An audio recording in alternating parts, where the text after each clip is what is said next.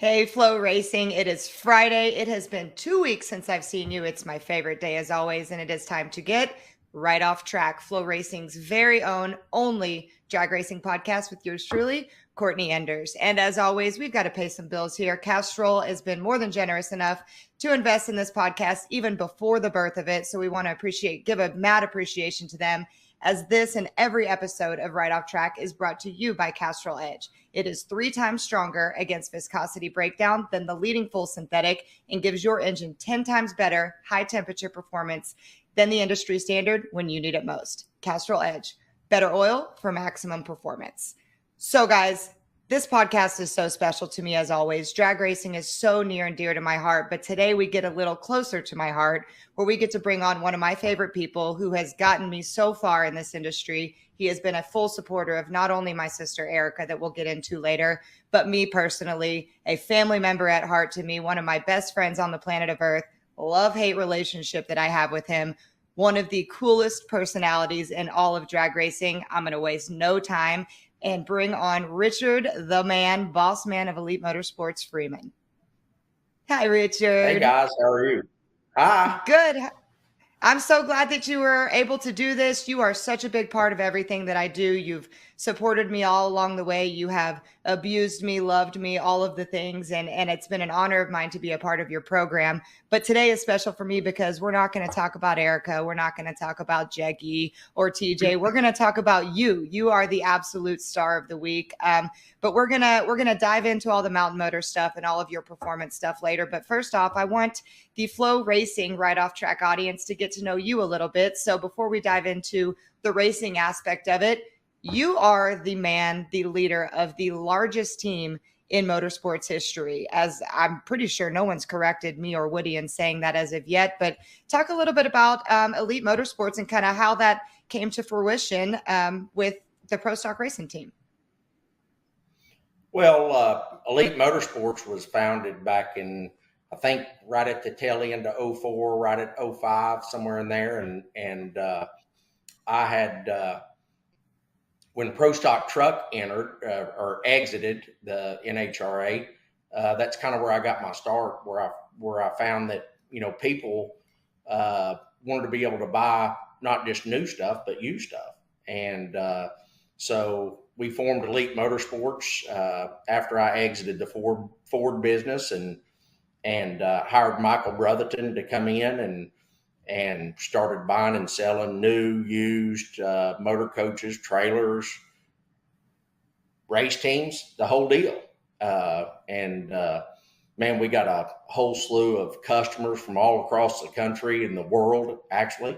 And it's been fantastic. And then I started as far as raced my whole life. My father raced Pro Stock, quit in 1980.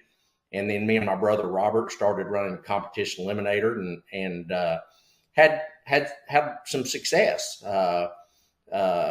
Actually won the 03 All-Stars with the Jegs All-Stars with Robert back in 03. And my love was always heads up racing. And so started out in IHRA Mountain Motor Pro Stock with Frank Gugliotta and JR Carr back in 08 and 09. And then when IHRA cut that program and went to, it went 8th mile racing, I didn't have any interest in that. Not that there's not a need for it or people that like that. It just wasn't for me. So I actually bought Tom Hammond's Pro Stock program. You have to excuse me, I'm dipping snuff. Yeah, listen, if y'all don't know Richard, you're going to get the full Richard here sitting in what used to be your office, but my sister's office now with the dip cup. So you are getting prime Richard Freeman here. Oh, yeah. Got a dip. We sat to eat lunch for an hour and a half and never got our food. So I'm having Copenhagen instead. So, but, going back to that, we started that program and we remained friends for so long, and talking about Frank and JR. And then I bought Tom Hammond's program, and I run NHRA Pro Stock myself. Started in 09 with myself and Ricky Jones. and hired Jimmy Oliver was my engine builder. And, we we went to every race, and our goal was to qualify. And sometimes we did, and sometimes we didn't. And we had just a little bit of success. And then that program at the end of 13, or the first of 13, I'd actually bought Jag Coughlin's Pro Stock engine program and raced with the Grays. A lot of people don't know that, but we rented to Shane Gray.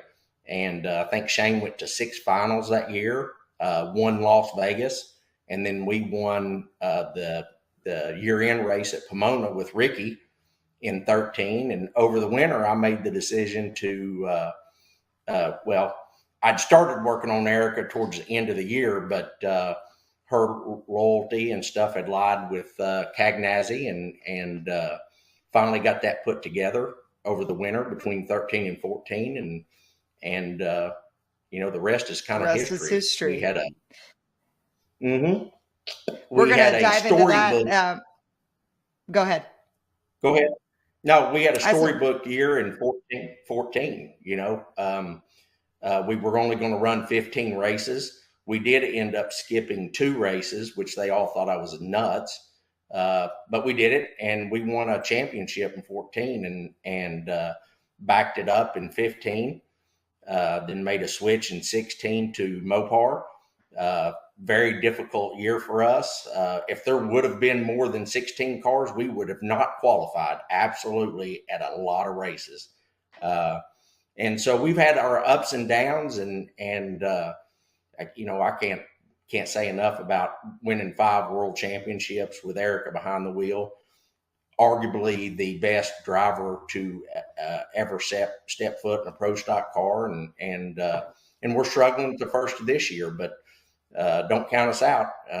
We saw a glimmer of hope there at the end of last weekend in Chicago. We had some problems that we actually brought on ourselves, and I think we've pinpointed them. And she set low ET first round there in Chicago, so we're looking forward to going to Bristol. So we're going to kind of go through that timeline here later in this podcast, but I want to really bring attention to the magnitude of this team.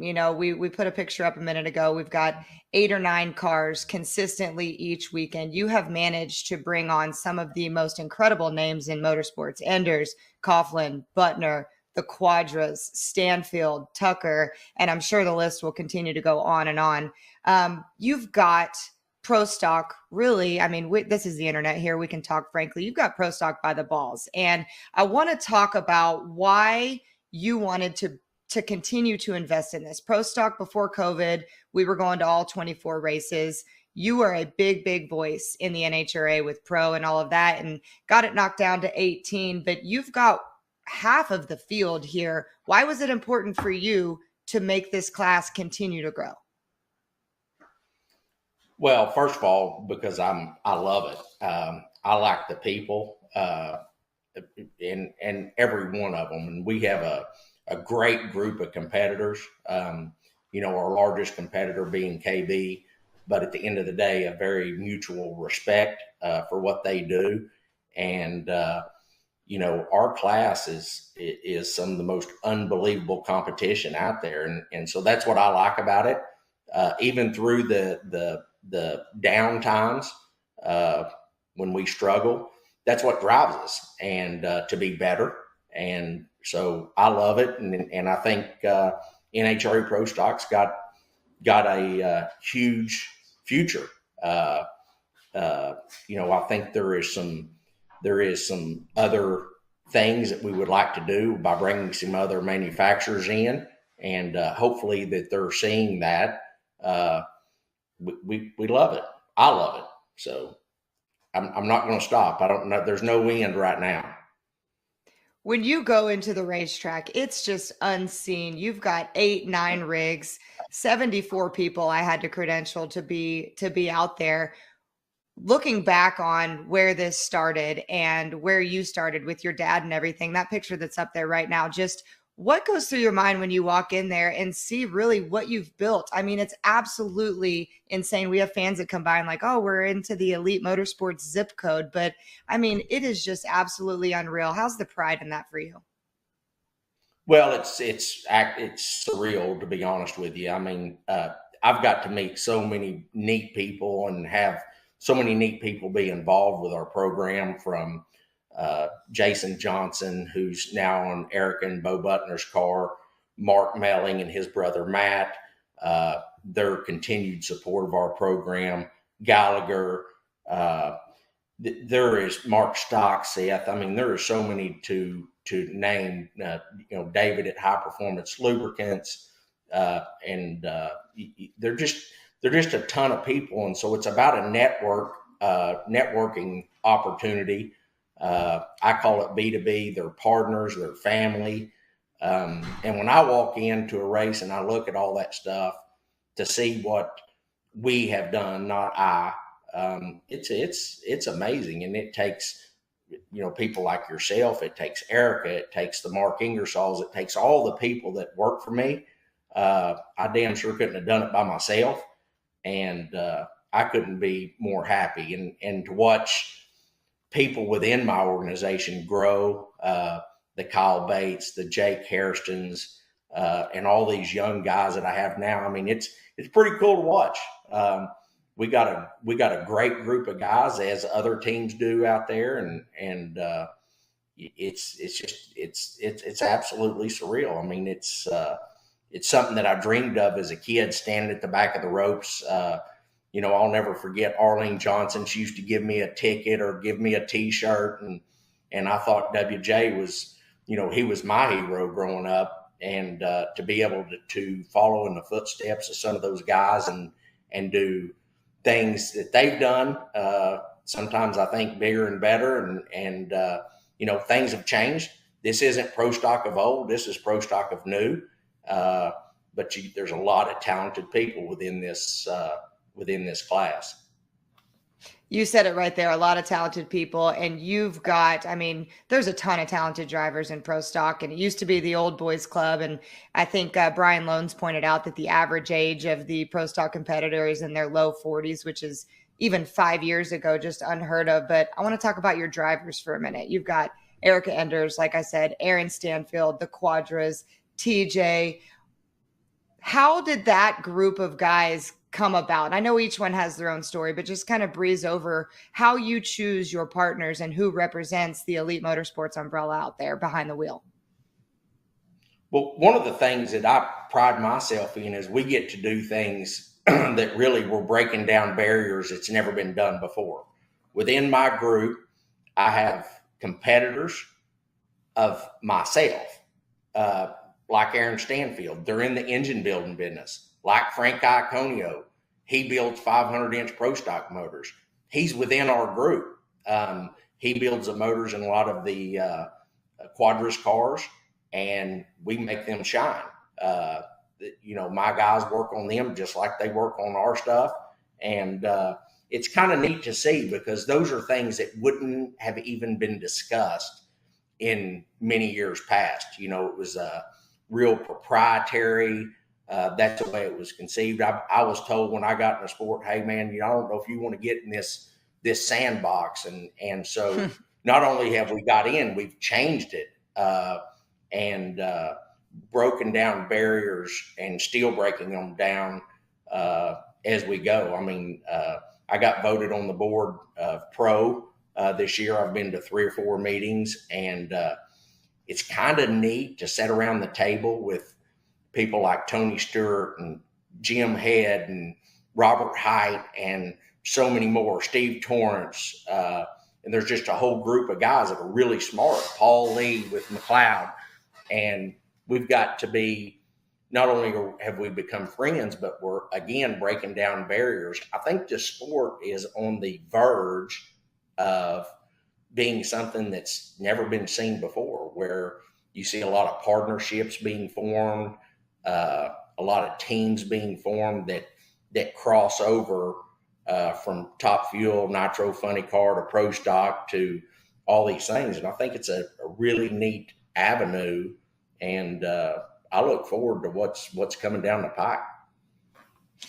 Not only the people who you bring into your program, but something that's really cool about Elite Motorsports that I think makes the fans feel a part of our program is the family aspect. You know, you have never, ever steered clear and been shy about the fact that a huge part of Elite Motorsports and the organization is the family. You've got your brother, Royce Lee. You said Robert on there, Royce Lee's 2 kids. I mean, this is, Grandpa was out there every single race. This is an absolute family deal. And just talk a little bit about why that's so important and why that will never, ever not be a thing at Elite Motorsports. Well, in life, really all you have is family. And we've extended our family. You know, it's not necessarily blood. We're on the road all the time with each other. But one of the things that I've always done is I don't pay per diem. We eat together, we drink together, everything we do is as a family, even when we're at home. I mean, this weekend we go to Mexico together. Yeah, we just do everything together. We're going to my ranch this weekend. We're going to have a fish fry. What we do in racing doesn't define who we are, and I preach that all the time. That we have to stay as a group in order to move forward, and trying to keep. I don't know how many people you said a while ago, 70 people, 40 people, whatever it is. Yeah, swimming in the same direction, sometimes it's hard, especially when things are tough, like going through this year. My car, which is Erica's car, has struggled. And so I can tell you, a lot of people look at that as a negative, and I look at it as a positive. And Erica doesn't see it that way, but at the end of the day, all of my people, doesn't matter what team they're on, they're all striving for all those cars to be good. And it's really neat for me to watch cars that have underperformed in the past to be a part of something that's much bigger, like the Quadras. They are just such a fine group of people that come over and they become part of our family. And in so many ways, I mean, we've got a building that we bought together. We're building living quarters that are unbelievable that you guys will get to see right here in the near future. And the boys spend a lot of time up here. And so we made them part of our overall program. And we brought Frank in, and while he does his work in Jersey, there's no lines that can't be crossed. So it's a neat deal. I can't. I mean, we can sit here and talk about it all day long. It's really something to see. And there's a lot of naysayers out there, and it's pro Camaro and all that stupid shit. I mean, it don't even make sense, because at the end of the day, you can run any car you want to. We have fans that are Mopar fans. We have people that are Ford fans. What people don't really understand is it's not a Chevrolet motor or a Ford motor or a Dodge motor. Those are all really, when it comes down to it, they're aftermarket parts. And I believe that our sport is an aftermarket sport. Where people talk about pro stock of old, you did have the manufacturer's huge involvement. The problem today is the manufacturers don't really need us. They just don't. They don't build high performance parts, and if they did, they wouldn't be worth a shit anyway. So you got people that's what they do, and we utilize that stuff. So things change and life changes, and I've always said, you can either get on the train or get off of it or get run over by it. It doesn't matter. So it is what it is, and we're gonna embrace those changes and grow with them. It's so cool to be a part of. I've said this. I've been on the inside looking out and the outside looking in, but Elite Motorsports has something, in my opinion, that even in all of sports that I've never seen to the magnitude of the family aspect. And you nailed it. It doesn't have to be blood, but so much of it is blood. And I think that, just speaking from the inside out, a huge part of our success and what you've built here is because you preach that. And, I've often wondered what it looks like from the other side of the alleyway, when we win or when we lose, even, or when we're doing the national anthem and we've got 457 people in Elite Motorsports shirts doing it. Do you think that the other teams look at that in a sense of, nothing negative here, but in a sense of, that's something that they strive to build, or that really plays into your success? Well, I think it absolutely has played into our success. And as far as other teams, they have different views and different avenues, and doesn't make them right or wrong. It's just not what we do. And you know, that's what makes our sport so great, because you have people that, at the end of the day, we all in pro stock, we all run within hundreds or thousands, and I promise you, the stuff on the other side of the aisle is not what we run. It's not the same, but they get this. They get a result that is the same. And it's neat to watch. There's a lot of people out there running pro stock that I've had my hand in. When the Grays quit, I went and bought all their stuff, right? And we run it, and it's good stuff. And then I sold it to the Carusos. And I don't get, a lot of people don't know that, but here Camry is coming out here, Rookie of the Year last year. She's won her first race as a professional driver this year.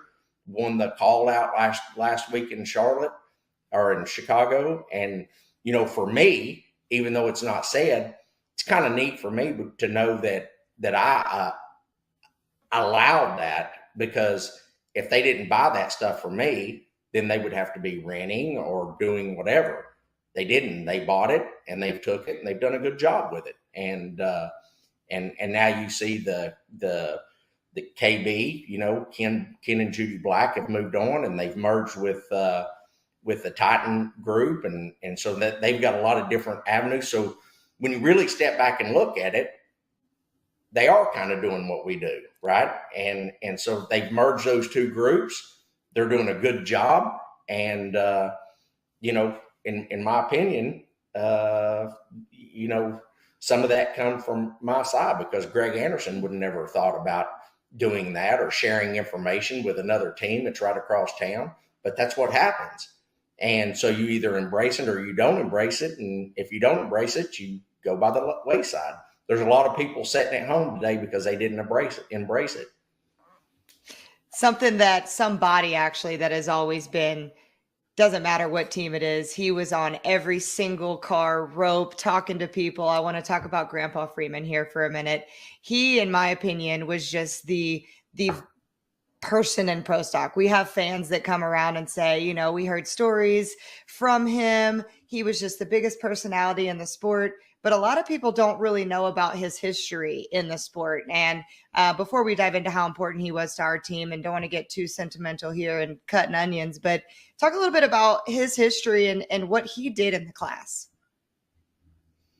Well, first of all, my dad was one of a kind for sure. There was, if he thought it'd come right off the end of his tongue. That's where I get some of that. My dad loved drag racing. He met my mom in Waco, Texas, while he was on the Air Force base, and they met while he was racing on the streets. He always had the high-powered '69 Camaro or whatever it was, and my mom raced in the powder puff division. That's what they called it back then. And so, my father is the one that instilled in me and Robert actually how to go do it. And he quit running pro stock when things changed, times changed. Pro stock was derived from super stock, factory modified days, where it was a weight per cubic inch day. When they changed the rules and went to 500 cubic inches, my dad couldn't afford it. So guess what? He stayed home. And I always tell people, that while we always wanted to do it, we never had the money to do it. And we just kept working and working and working. And you know, I've heard so many things just in the last couple of days that they're comical. Corporate America, I think, was the word that was used. And people don't know me if they don't, I'm no part of corporate America. In fact, I couldn't be part of corporate America. They'd put me in jail. It's retarded when they say things like that. Everything we've done, again, not myself, everything we've done is through hard work and determination, and we got to where we are by doing just that. And my dad instilled that in us, and we miss him greatly. We wish he was here, but I promise you, we're doing everything he wanted us to do, and he was super proud of that. He was. And I, again, want to just reiterate, it's so cool to me, the stories that we've heard through the past year, especially, because we couldn't get a word in edgewise when he was around, because he'll tell the damn story. But the stories we've heard about things he went over and told Greg or told this fan here. And I just wanted to put a little spotlight on how important I think, and everybody else involved in Pro Stock, and how just symbolic him with that cigar on the starting line and just running around with the claws out, doing nothing but talking shit. But Royce Freeman was a huge part of it, and we miss him very, very dearly, and was a big part of the timeline that we're about to run through right now. So I want to bring it back. I want to start in 2014. So small. I know you talked about 2013 leading up to it, but where I come in the picture and where Erica comes in the picture, I've got a little throwback photo here from our very first win together as a team in Las Vegas in 2014. Now, looking at this picture, this may look like a big group for one car, but we had film crew here. We had wives. We had myself. We had Jake's dad. But this 8-man crew, Erica corrected me. It was Richard, Erica, Jake, Nick Ferry, Robert, Kyle, Royce Lee, and Rick Jones out here, just like you said, trying to go on a 10-race stint here, accidentally stumbled upon winning a few races. Dive a little bit back into time in 2014 and the mindset that you had of just coming out here trying to make a stance. Yeah, I mean, again, when we started in 14, we knew that we had the right people in the engine shop, with Jake and Nick, and we went out there, and again, I told Erica, I said, listen, and y'all will laugh at this. I said, all I can pay you is $3,000 a month, and you're going to drive the car, and I'll give you part of the winnings, and we're going to go to 15 races. That's what we slotted to do. And I'll never forget, we went to the first test session, and of course we put her in the car that Ricky Jones had just got out of. And the first 3 or 4 times we went to the starting line, it didn't go 2 inches because the weight was so screwed up. And when she swapped feet, it looked like a top fuel car. I mean, just went up in smoke. And again, that's where the fight started. I mean, we started working really hard. And when we started that year, we really struggled. Erica wasn't accustomed to how we did things. We weren't accustomed to how she did things. And we take all that stuff for granted, because looking back on that as a group, we worked really hard. And I had to remind Erica, I think it was Chicago 2014. We got beat on a hole shot, I believe, in the finals of that race. And I come back and Ricky Jones was gone. And I tell this story because it really set the tone for how we did things. I have a fuse, right, that's really short, as most people know. And I come back and Ricky Jones had got his bag. He had left. He was pissed off at Erica, right? And we had a team meeting right there. I called everybody together and had one of them kind of just down, dirty, gritty about who we were and what we were going to do. And what we talked about was just this. We are going to do this as a team, good, bad, or indifferent. And I don't give a shit if she gets beat on a hole shot. I don't give a shit if she wins by being better than the next guy. We're going to do it as a team. And there were tears in that meeting, and there was other things that were talked about. There was laughter in that meeting. And right there at that time was a turning point of our entire career, and everybody got the gist of what we were doing. And we've not strayed from that, not one time, even through the Mopar year, even through the start of this season. Don't count us out. We will go to the mat. We will fight, and it is what it is. But we went on to win that championship in 14, come back in 15. I would say that driving wise in 15, there may or may not ever be another year like that. I knock on wood when I say this. I don't think Erica red lit one time in that year, not one time. And her average reaction time was unbelievable. Damn sure in the countdown, it was just stupid. And we, she always bitches, oh, I'm gonna quit. I'm too old. I'm gonna do this. I can't drive. I can't drive. But what people don't understand is what has happened from those years to now is we've made more power under the curve, meaning down low. And so back then we used to leave at 6,900, 7,000 RPM. Today we leave at 61 to 63. Well, that does play a part in reaction time.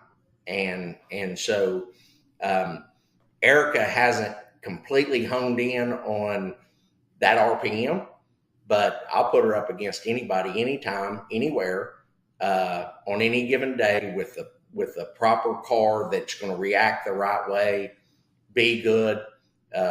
It's game on, and I think anybody in the class would say that. So, and I've got a whole slew of them people, like you said, Aaron Stanfield, TJ Coughlin, Bo Butner, championship contenders, and then you bring the quadras in, and them's the red lightning some bitches on the planet. But when they're good, and their time is coming, I promise you. In 2013, when you had Ricky Jones driving, talk to me a little bit about how you landed on Erica. You said, I was working on Erica. She was obviously the first woman to win a pro stock race, but she hadn't proven what the world knows of her today. So why Erica? Well, I have my own things I don't share with a lot of people. I always thought that Erica had the talent by watching her. I'd been around a lot of really good drivers, from Mike Edwards to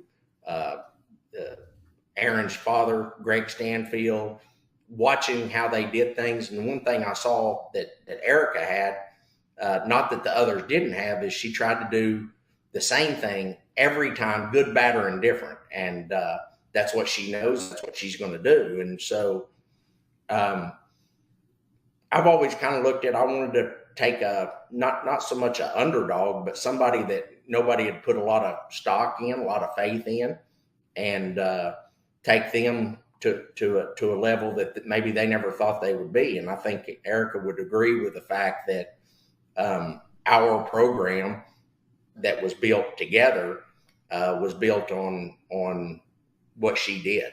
And all these cars here are she's got as much to do with that as I do, along with everybody else as part of our program. So we've had a lot of fun and done a lot of things together as a team, as individuals. And, I believe that Erica's well-being as far as a driver come from not just having that coddling effect. I mean, it's just different. And her being a girl, I've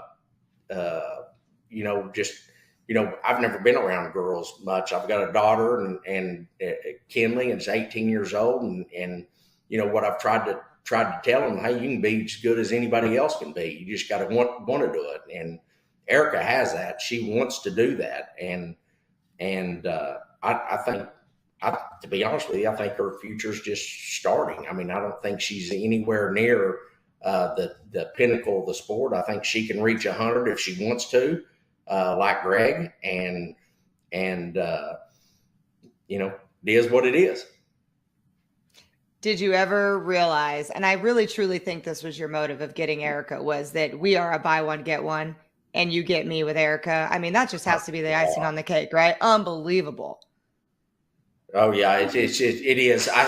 It's absolutely unbelievable. It makes me want to throw up about half the time because, you know, a lot of people don't know mine and your relationship has been very, what's the word for it? Tumultuous? Is that tumultuous? It? Yeah. And you know, but if you look back on it, I think both of us have learned, talking about you and I, about how to maneuver Erica, right? Because she's work herself is it's a full-time gig, as you know, and then you got you who you know are full of energy, just almost the opposite of Erica, but it plays a big part in what we do, always has, and you know I think Erica would be the first to say that she wouldn't want to do it without you. And I think you'd be the first to say you wouldn't want to do it without her. And the one thing that for damn sure that everybody knows is that we got you guys back. And it's not just me. It's my whole group, my whole family. We do treat you like family. And that's probably the reason our relationship's been that way. It's I wouldn't have none of this stuff any other way because I'm getting to live something that I dreamed of. My father dreamed of it, and we're doing it.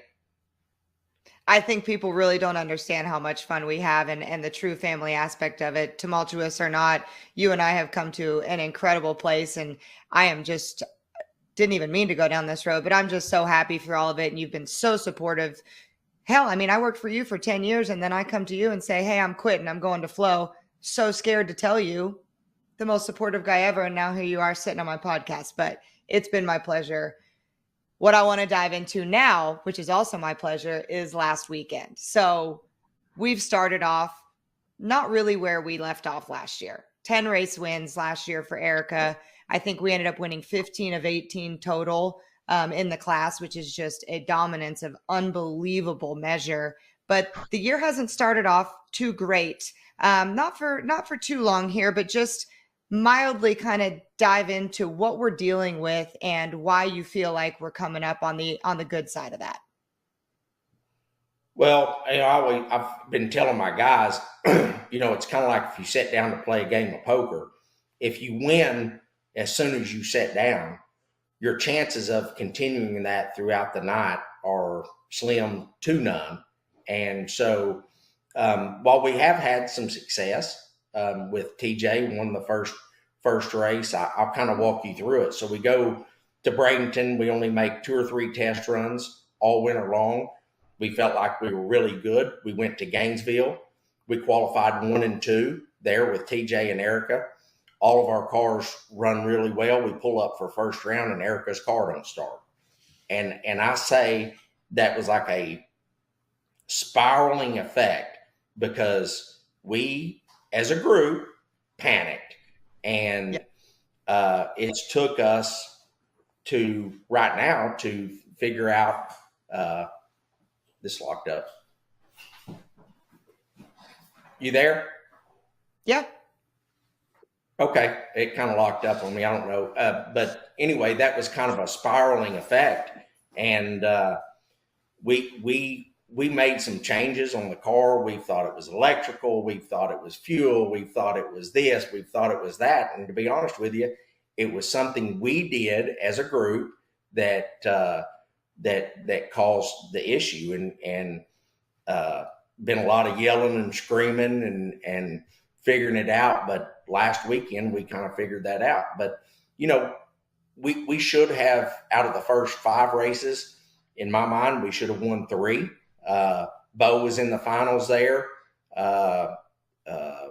We've had opportunities, we just didn't make it happen.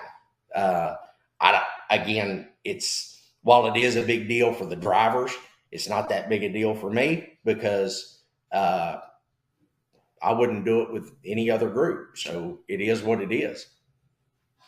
Much like Erica's car not starting was kind of the spiral into what we're in now. I truly believe what happened last weekend is going to be the domino that takes it the other way. So you sign up, you buy all this Mountain Motor stuff from JR Carr, which was cool that you mentioned him earlier in the podcast, how long this relationship has been going with Frank, the Flying Meatball Gugliotta, and JR Carr. Fast forward to now, JR gets out of Mountain Motor. You buy his program, top-notch program. I mean, he just annihilated people in the PDRA, won damn near every Mountain Motor race that NHRA had. So you step into this program, come into Chicago with no intent of driving. Erica's going to drive the red car, and Pete Berner's going to drive the white car. Pete Berner has a health issue, can't drive. A couple days before the event, old Big's going to get behind the clutch pedal, and you end up winning the dang thing. I want to watch this video of you winning here, and then we're going to talk about it real quick.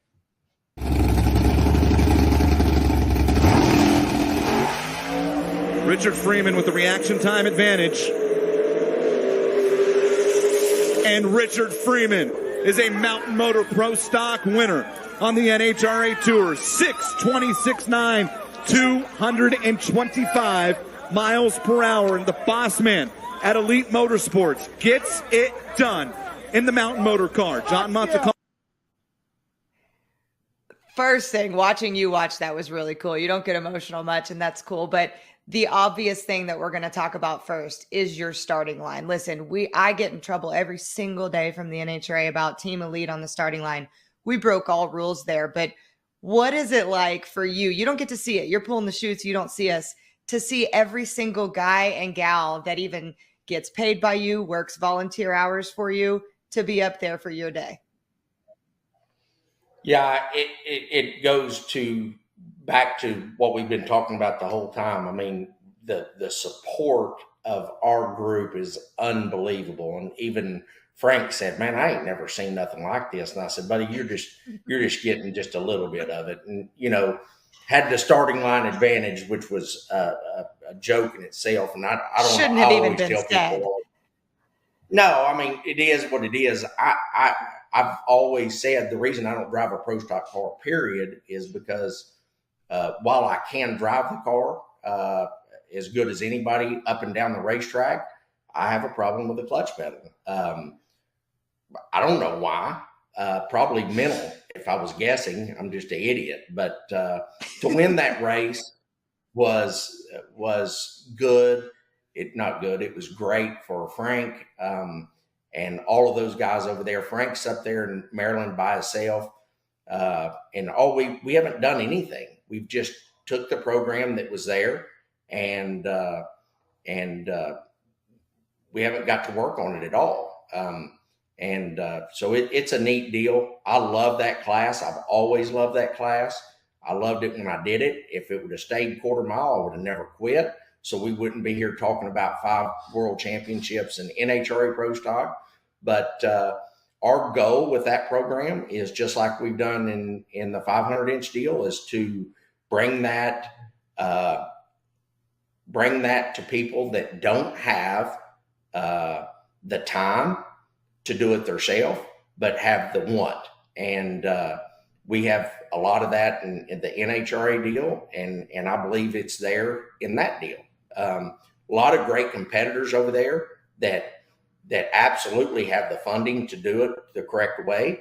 And our goal is, one, to make it a class in NHRA if possible, and 2, to offer our services within that group. And that's what it's about. And so it was kind of comical. I got to talk a little bit about, kind of got blasted, which I don't respond to, because most of the people that are talking are absolutely, their comments are asinine.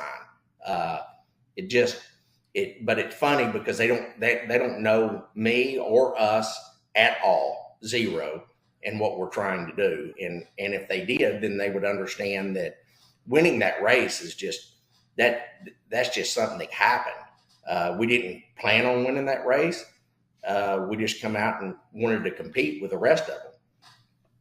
But the ultimate goal is to do just what I just said. So I get tickled when I listen to that. It's it's like going back in time, but people don't really know how we got to where we were at, and start talking about driving your own rig and doing all that shit. We work like dogs, and not just myself, but everybody involved in this deal. And so hopefully they can see that. If not, no big deal. We'll keep doing what we do, and we'll see who's still standing at the end of the day. I'm glad you mentioned that, because I was going to drive into it. Don't want to be negative, but it's definitely something that people are talking about.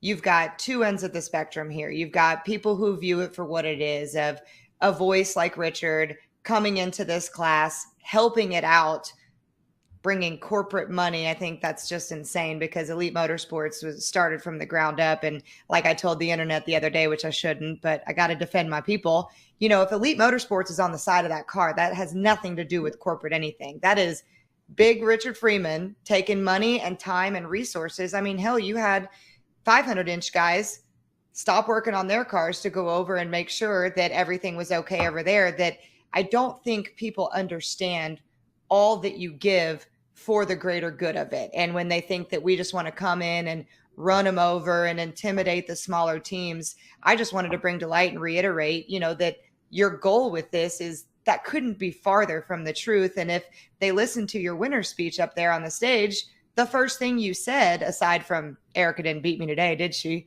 Was, no. I want to bring more attention to this class. And sometimes it takes somebody who's in the position that you're in and the success that you've built with 500-inch to do that. And so I think it's really important for you to reiterate that goal of what you're trying to do here in Mountain Motor, which you just did. And I think it's awesome. Yeah, I'm good friends with a lot of those guys. I always kept in contact with them. The John Montecalvo, the Tony Gilligs, that they're welcome in our pit and have been in our pit on the 500-inch side. And when I bought that stuff from JR, it's not for me to drive. What I bought that stuff for is to bring on what we've done in 500-inch over to that class. And, people always want to talk about pro stock of old. Listen, that shit's over with. And if that's where you want to go, there's places to go race like that. It's not here. And we are going to continue doing what we're doing. And we're going to offer this service. We're going to offer engines. We're going to offer, if you want to jump in that white car, bring you a check and it can happen. And you can call Pete Burner. I mean, he didn't reach out to me. I reached out to him because my goal, I'm in business to make money.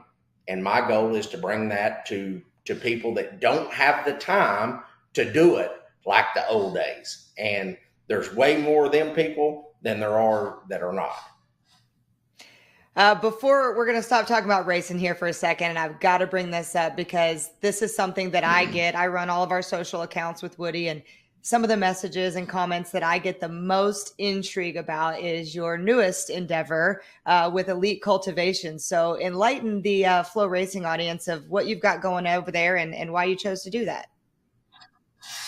Well, to be honest with you, back in 2014, I gained a really good friend in the state of Arkansas who has bit off into the marijuana industry. And when Oklahoma made it medical, he said, "Hey, you need to get into this deal, and I'm going to help you do it." And he has.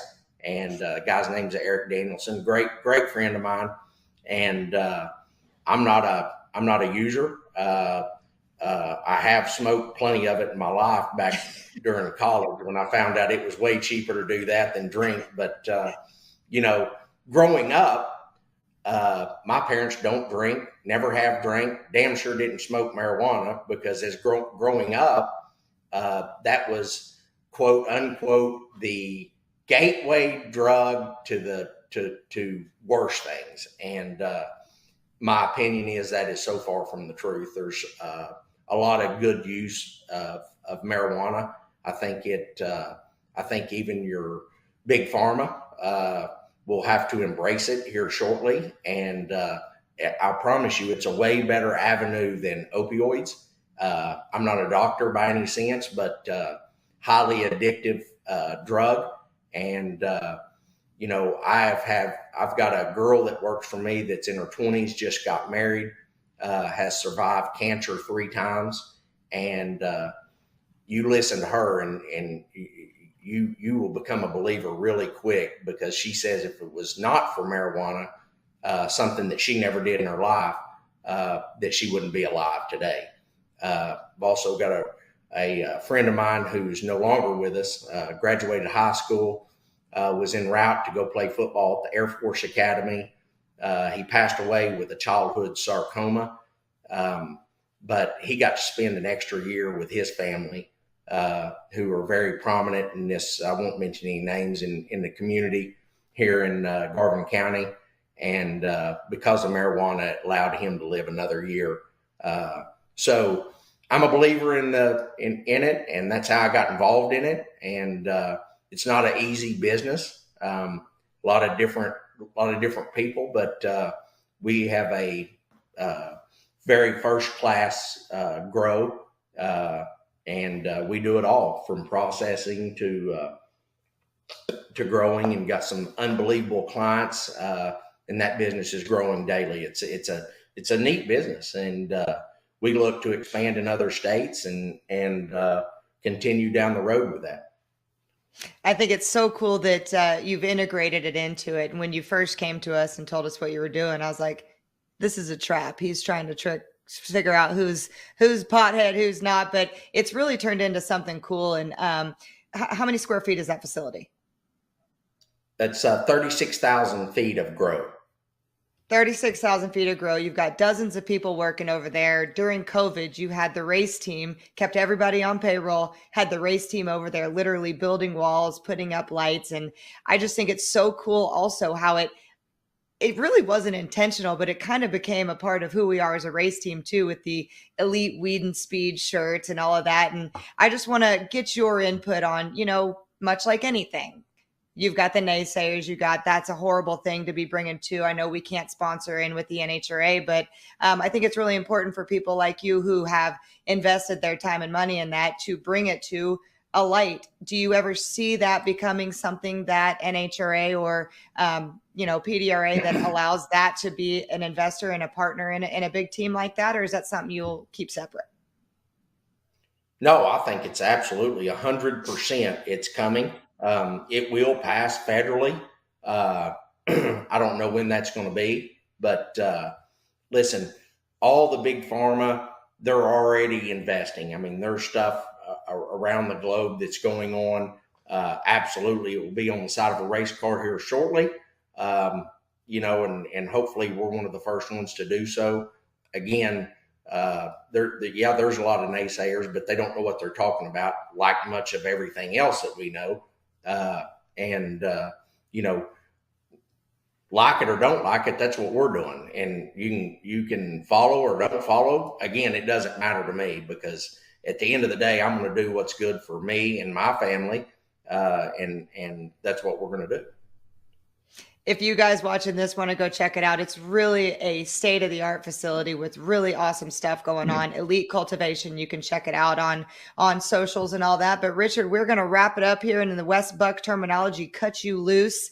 I really appreciate you coming on this show. Before you go, what does the future look like for Elite Motorsports? You hanging around until it's all over? Yeah, I'm going to stay until I can't do it anymore. And hopefully it's with all the people that are still here.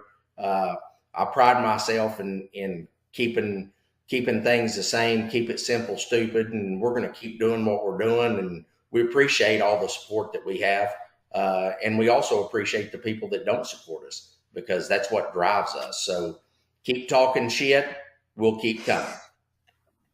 Thanks for coming on, Richard. And I'm sure I'll be bothering you, calling you here shortly. Go take care of my sister or whatever it is you do. Thanks, guys. Appreciate you. Appreciate you. Guys, this has been awesome. This is, again, Right Off Track, FloRacing's very own and only drag racing podcast. I am Courtney Enders, and we will be back again in 2 weeks with, I don't know how we can top that interesting of a guest, but I promise you I'm going to scrounge the pits and figure it out. Thanks for watching, guys. We'll see you next Friday.